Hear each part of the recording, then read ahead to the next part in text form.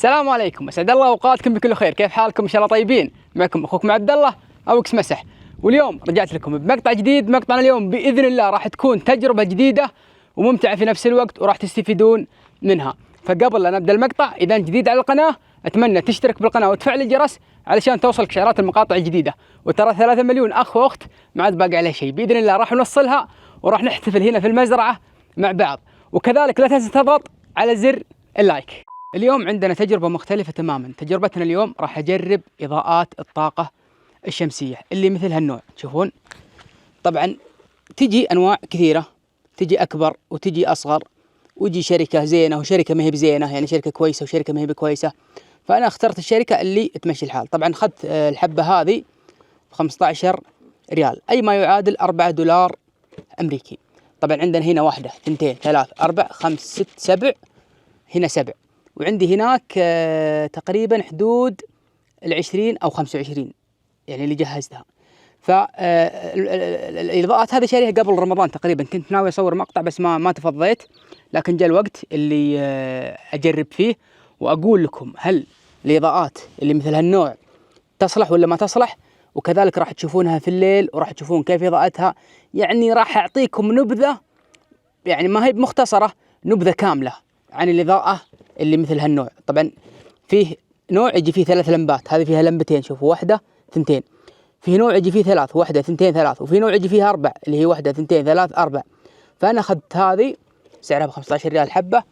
طبعا راح أحطها في الممرات عندي اللي عند البنايات اللي أنا سويتها.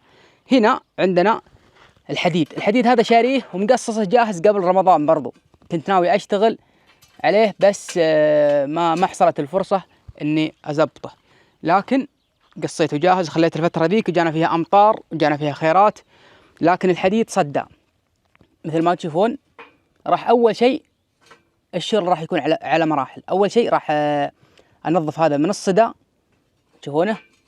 بعد ما أخلص عندنا هنا لي الكمبرسر الهواء، بس أجيب الراس حق البوية، ما فتحته مسكر من هناك. أجيب اللي هو الراس حق البوية وأصبغه ممتاز. بعدها أركب اللي هي الإضاءات، وبعدها نغرسها في الأرض، وبعدها ننتظر الليل يجي ونشغلها ونشوف. طبعا اليوم راح أفك الإضاءات كلها اللي مثل عندي، اللي مثل هذه، وأخليها على الشمس، أخليها تشحن اليوم وبكرة النهار كله.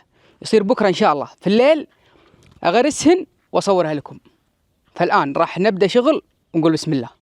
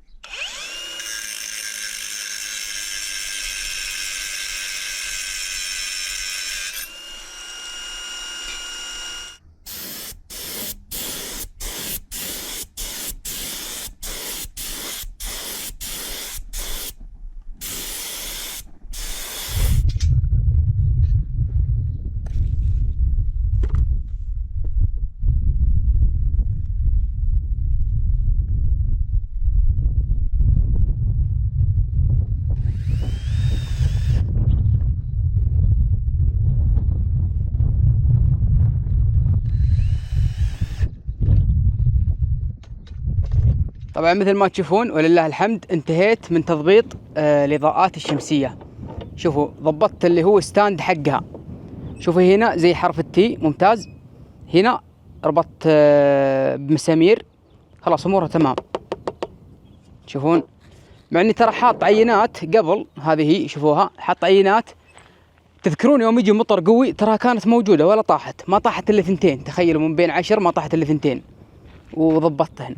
فالحين كم عندي؟ 1، 2، 3، 4، 5، 6، 7، 8، 9، عندي 9 والباقي حطيتها طبعا الباقي مشغلها في الليل، وجيت اشوف الاماكن اللي تحتاج اني احط فيها اضاءات. شوف حطيت علامة هنا، لو بتلاحظون هذه علامة ترى حطيتها، وكذلك في علامة ثانية هنا. وين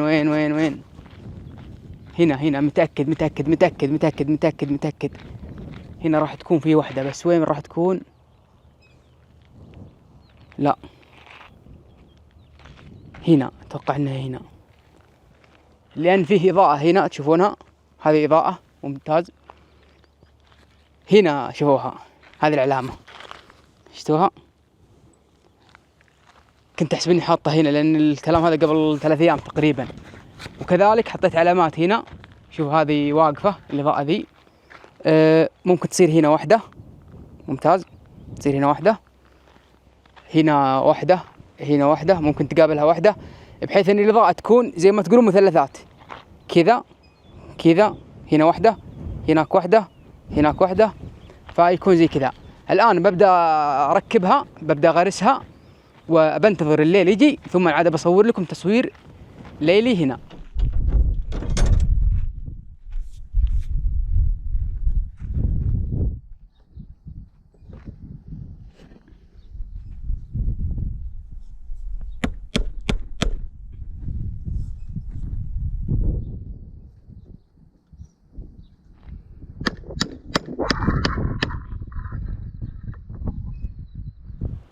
الآن راح نشوف إضاءة الطاقة الشمسية طبعا في الليل. الآن مخليها أنا الإضاءة الخافتة، مخليها على حساس الحركة، إذا مر أي أحد تشتغل. فشوفوا إذا مريت تشتغل، شفتوا؟ فخلونا نمر من هنا، شوفوا ما شاء الله تبارك الرحمن. شوفوا كيف إضاءتها حلوة والله للممرات. نورها ما هو بقوي مرة ولا هو ضعيف مرة، يعني تقدر تشوف دربك. في واحدة هنا، وين هذه؟ هنا. طبعا توزيعي ممتاز جدا جدا جدا للأماكن الإضاءة، بحيث انه ينور كامل. هذه لازم اضغطها ضغطة واحدة لانها على الحساس الحركة، فكذا تشتغل خافت وعلى حساس الحركة. فشوفوا كيف إضاءتها هناك، تبدأ تضعف من هناك لاني خلاص انا مريت، تبدأ ترجع للإضاءة الخافتة. شفتوا؟ بدأت تطفي. شوف 1 2 3، 1 2 3 طفت. هذه تطفي الحين، بس لا الحين عندها. فحلوة مرة إضاءتها، لا بأس. خلوني مثلا برفع قميصي وبعطيها ركضة قوية علشان أوريكم اللي هو إضاءتها. دقيقة، أبي اللمبات كلها تشتغل في وقت واحد، تشتغل لأني بصير أمر من قدامها كذا. نصور الحين، شوفوا كيف إضاءتها، تشوفون ما شاء الله تبارك الرحمن. هذه إضاءة الطاقة الشمسية، في النهار تخزن من الشمس وفي الليل تشتغل، وعلى حساس الحركة. طبعا أنا حاط اللي هو تصير تشتغل خافت، إذا مريت أنت تشتغل الإضاءة القوية. شوفوا الحين كلها طفت، شفتوا؟ فإضاءتها واضحة، الخفيفة واضحة ترى، شوفوا الخفيفة واضحة. بس شوفوا دققوا، شفتوا هنا دققوا، هذه شغالة. وين هنا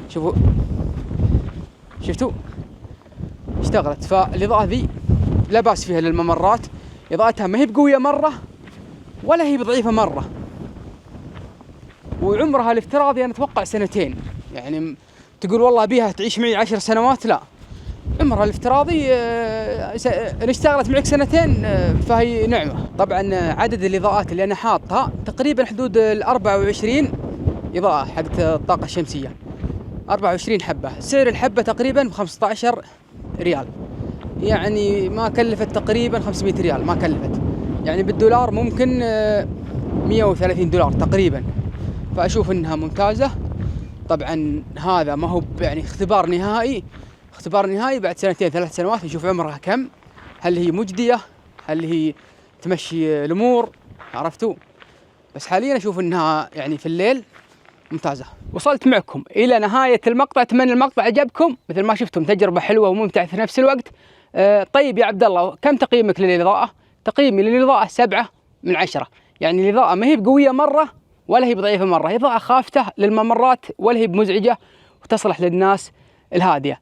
إذا مريت من عندها تشتغل وتنور لك دربك، تعديتها خلاص تطفي، فتوفر للطاقة وتشحن من الشمس. وأشوف أنها ممتازة للمزارع وللممرات البسيطة. بس أنت والله تقول مثلا أبيها تنور نور قوي، لا، ما هي نورها ما هو بقوي، نورها متوسط ولا هو بضعيف. لا تنسى الاشتراك في القناة والضغط على زر اللايك. استودعتكم الله الذي لا تضيع ودائعه. أشوفكم المقاطع الجاية. سلام عليكم.